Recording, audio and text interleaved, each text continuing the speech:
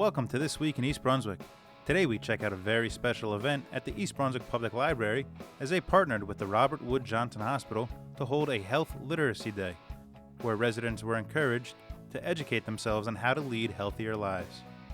Then we head to the Senior Center, where Irish eyes are smiling for the annual St. Patrick's Day celebration.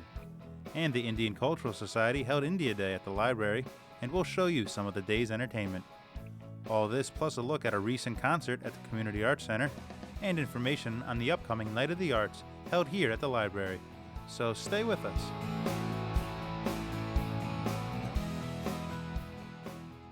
This is Barbara Reese reporting for This Week in East Brunswick. We're here at the East Brunswick Public Library for a very special Health Literacy Day, just for the health of it. Come join us. Tell us, Karen, a little bit about how this came about. Well, we realize, Barbara, how important the public library is in helping people to understand health conditions and how the library is really the front face to the community for people that need help navigating the very complex system where information is so hard to find on the internet, and there's so much of it around, it's hard to evaluate. So we started our Just for the Health of It initiative 2 years ago to help people navigate the plethora of information that's out there, and we have since grown into a wonderful opportunity for the public library to really be the face of health literacy. Health literacy is really defined as the ability to read, understand, and act on basic health information. We know that there are 90 million people in the U.S. that are health illiterate, meaning that they can only understand health information at a 5th grade level. We are very proud that our library is an affiliate member of the National Libraries of Medicine. Our librarians are very enthusiastic, warm, and interested in learning. They take classes constantly to improve their health literacy skills so that we're always directing people to the most accurate sources of health information.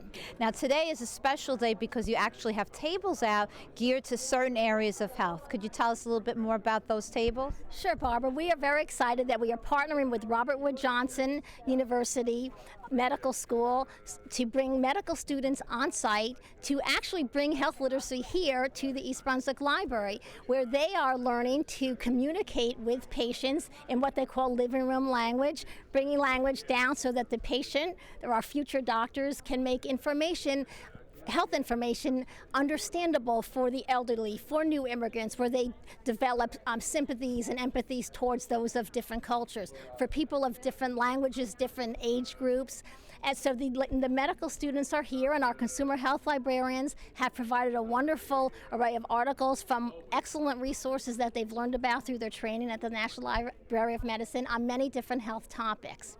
The program has been growing exponentially since then because people care about their health, and the cost of health care is so astronomical that it really pays to stay healthy. And that is what today is all about. It's doing preventative care, it's knowing, being able to ask questions.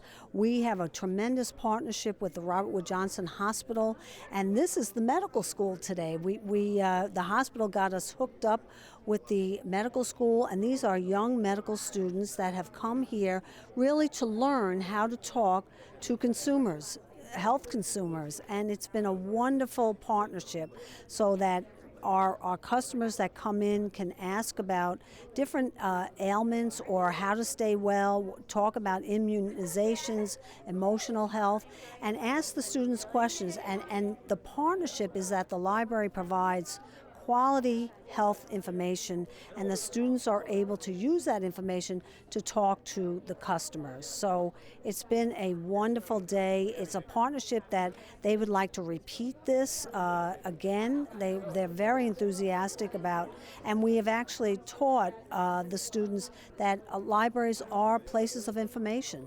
So it's a win-win all around. So the good thing about today is that it's in a library, which I think is very different from being in a hospital, because there's something called white coat hypertension. And it's a thing that we all know about, that once we're with a doctor and they're in front of us, we get scared because they have this big higher position.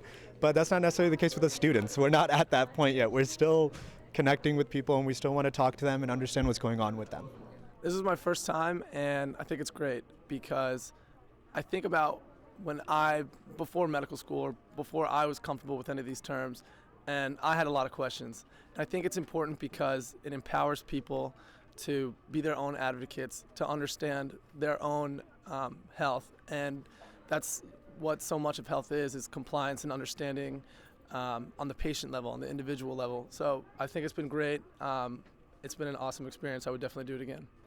I would say there's no shame at all in asking questions. That means that you're thinking, and that means that you want to know what's happening in your body and why people are suggesting to eat certain foods or, have certain vaccines. So I think you should never be afraid to ask questions. That's what we're here for. That's what your physicians are there for.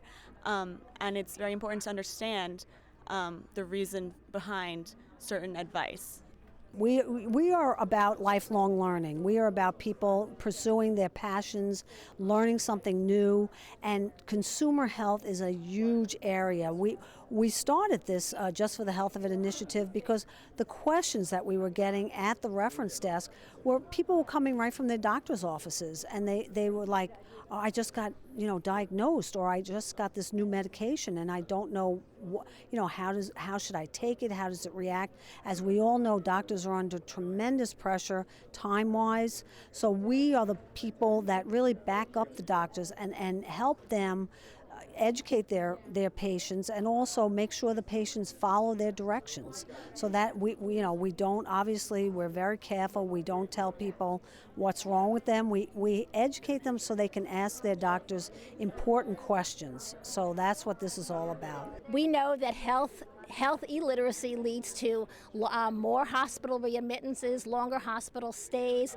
It's a big drain on the system. It costs the system anywhere between $150 to $300 billion a year that is lost or wasted on people that don't follow doctor's orders because they don't understand, they don't know where to find information, they can't evaluate the information, they don't know what questions to ask their doctor, and oftentimes leads to more inaccurate diagnoses or delayed diagnoses in very urgent conditions. So what an opportunity for the public library to really be on the forefront of helping people to know that they can come to us to get reliable information so that they can communicate effectively with their doctor or healthcare professional. In the last couple of years, I had a medical issue that the doctors could not solve. They helped me identify by using the Mayo Clinic database, the NIH database, and I was able to show my neurologist that my condition was caused by a drug that's used to lower cholesterol. And I wrote a paper called Drug Toxicity is the Etiology of Disease. And even though I was admitted to St. Peter's Hospital and they thought I had sudden onset Parkinson's, or they thought I had water on the brain, I had really a drug-induced disease due to a lower cholesterol-lowering agent. Also, when they put me on a drug for Parkinson's, I developed worse complications. I went to the library afterwards. I stopped the medication with the concurrence of my doctors. My symptoms went away, and they do tremendous searches here. I consider this library to be a 5-star library, the best in the state. Well, a consumer health librarian is someone that we have additional certifications, and we're able to help research health questions, health or wellness questions that anybody may have. And you have a special department here just for the health of it? Just for the Health of It is our health initiative at the library, and it's a service where we have resources designed for consumers, and then we're also able to custom research health and wellness questions for people that come in and submit questions to us. So we do the research, we package the information, and we send it back to the person. It's also kept at a level that's understandable. We don't, unless they request it or need it, we don't send out clinical information. A lot of times we're giving people the vocabulary for them to take back and be able to ask their doctors questions. I think the people feel very empowered because they have learned much more about their disease or problem. And sometimes, the doctors are throwing things at you and you forget to ask certain questions when you're in front of the doctor. And then when you go back home and you say, I should have asked that question. And now you have some information that you can base a question on. So I think that helps them. I think it helps them to understand what the doctor has said. And as Renu said, they're scared to ask the doctor questions, or they don't remember and they get home, oh my God, what did the doctor tell me? And they come to us and we're able to find information on their level of understanding, whereas the doctor may have said something that's more technical, and we can break it down into a manageable format for them to understand what the condition is, maybe what the treatment is, what to expect, kind of sorting out the information. Our first approach is to, make them very comfortable, bring them to the level, provide them a comfort zone. So start with very basic information, background information, and provide them either the print material that they can read. Usually, we give them the literature and ask if they understand. And based on that, we kind of determine their comprehension level and then provide more detailed information. So it is very interactive approach. And the first step always is to make them very comfortable. We have a partnership with Robert Wood Johnson where we have desks at their wellness, fitness and wellness centers, one location in New Brunswick, one location in Old Bridge. And there we have a table sort of, again, very similar to a reference desk, but just at a wellness center. And people come up and we have some literature on hand, but they also ask us their questions. And we bring those questions back, we do the research, and similarly, we send it out to them.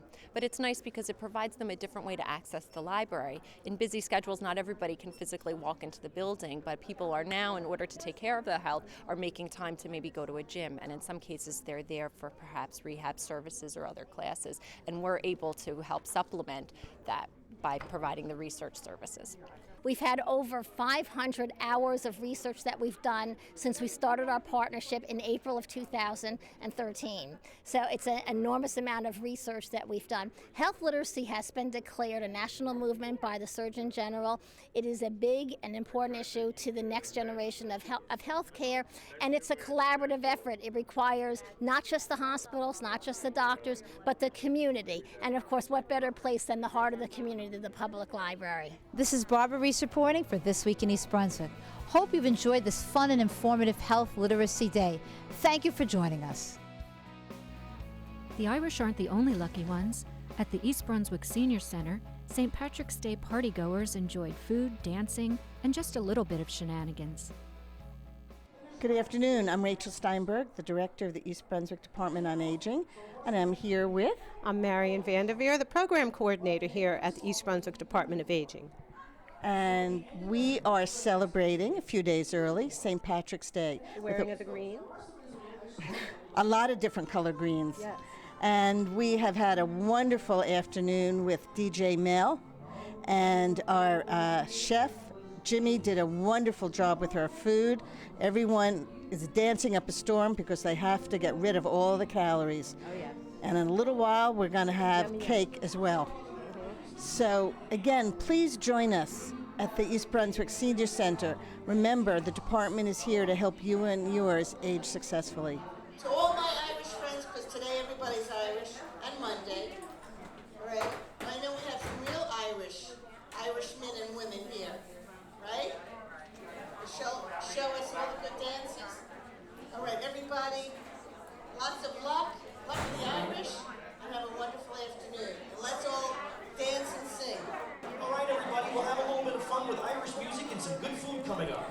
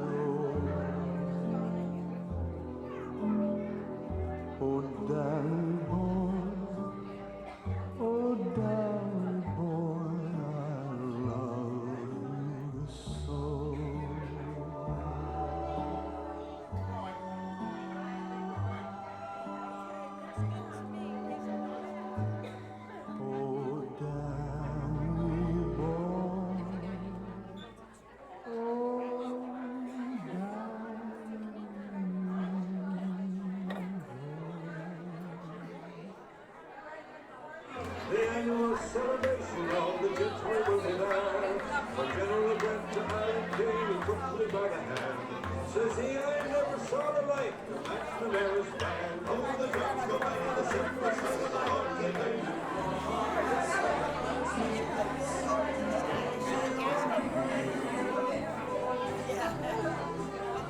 Hey everybody, for the rest of the afternoon, we'd like to make this a party and ask you to clap your hands for a little We're Having a Party music.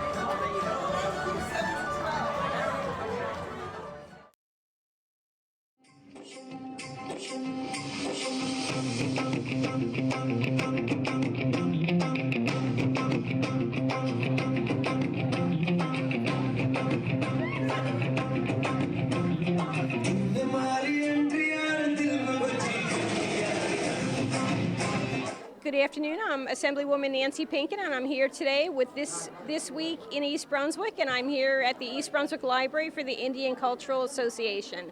And we have an event today celebrating the Indian Cultural Society, and our president's going to talk a little bit about the program today. Well, today we are celebrating India Day. We have been doing this for the last 7 years. And it's just a way of people to get together and that the East Brunswick people to realize what India is all about. We had Bollywood workshop today. We had 3 people who choreographed a dance for us. And then we also have some exhibits on the side. We have the Spring Festivals of India. And well, right now everybody's just trying out Indian food. Let's talk a little bit today about the performance today. So tell me what was happening with the performance and what's coming up next. Well, we had the kids performing. We had spring festivals. So the first performance was Bhangra, which celebrates Baisakhi. That's a spring harvest festival. We had that, and then we had 2 dances that are primarily Bollywood dances. The kids performed it. So we had 3 in all. And the workshop. Something about the 100 years, how it has graduated from the silent and then talkies, and how we have, just like any other industry evolving, we have talked about, like we have shown through our dance, how 100 years we have come so far. Mm-hmm. The technology-wise, the art-wise, how we have evolved and we have come a long way. What I'm doing is I'm drawing henna on kids of all ages and adults as well. And it's basically a mixture that once you keep it on your skin for a while, and you peel it off, the color comes onto your skin and it stays for a couple weeks. You can do any design that you want, and in India you do it for a lot of festivals and in weddings. It's a very important part of weddings. My mom is helping out in the committee, and I wanted to come to support her as well as see all the things and all the people learning and about our culture. It's really interesting. I love these events. And just to add a little bit more to that, India is a land which is rich in its culture and heritage. And through this platform, which is like Indian Cultural Society, we try to promote what you call Indian culture, and we share it with our kids as well as other people. I keep coming back because I have a lot of friends, and they're really supportive, and it's really funny, and we have a lot of fun. And I just guess that I love it every year, and we have so many events. Like we go bowling, we do a talent show, we have Indian Culture Day, and I started when I was in second grade. The thing that makes me keep on coming back is that it's kind of like a group once you get started because when you get started, it's not like only for the dance show. We have so many activities. Like in the end of the school year, we have our picnic, which we can bring water guns and have fun. And then we have bowling activities, and you make new friends, and then you have more fun hanging out. It's like a permanently, like a new kind of lifestyle. ICS provides a platform for the kids to showcase their talent, and I think through this cultural event that we try to put on stage and the performance that we put for other people, it gives a platform for kids to showcase their talents, and also it gives them the confidence, so they really enjoy it. This is Assemblywoman Nancy Pinkin, and thank you so much for joining us today with This Week in East Brunswick.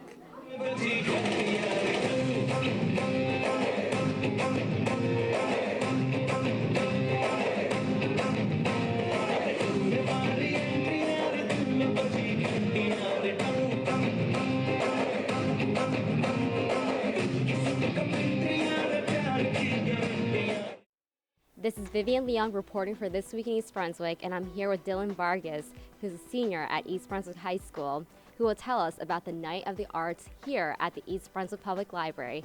Dylan, can you please tell me more about the Night of the Arts? Hi, well, it's hosted by East Brunswick Folio Club. It is where people from around the town can bring their own artwork or poetry, and they can read their poetry or their favorite poet. Well, it started 3 years ago because it originally was supposed to be called Coffee House, like when the club first started, but that morphed into more of a music scene. So we wanted to bring back the arts aspect. So we had an event 3 years ago called Night of the Arts at the high school for only high school students. It's basically the same thing here, read their own poetry or their favorite poets. And then this year I wanted to bring it to the whole town because I thought it was such a great event. I'm just excited to get the whole town involved because it was so isolated to the high school students. I want to just get the whole town because it's such a great program. It's on April 3rd here in the teen space of the East Brunswick Public Library from 6:30 to 8:30. And I understand that you're looking for submissions from the township. Can you explain how that process works?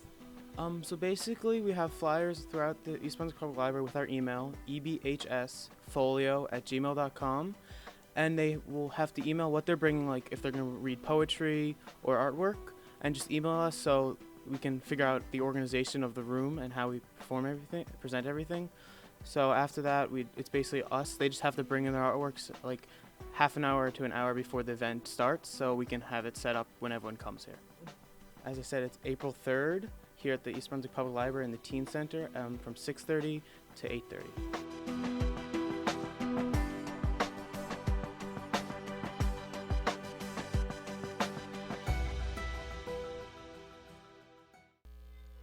Life is a Cabaret was the theme of the musical program presented this past weekend at the East Brunswick Community Arts Center. Soprano Shannon Hunt and pianist Diane Goldsmith wowed the audience, performing such hits as I Could Have Danced All Night and How I Hate to Get Up in the Morning.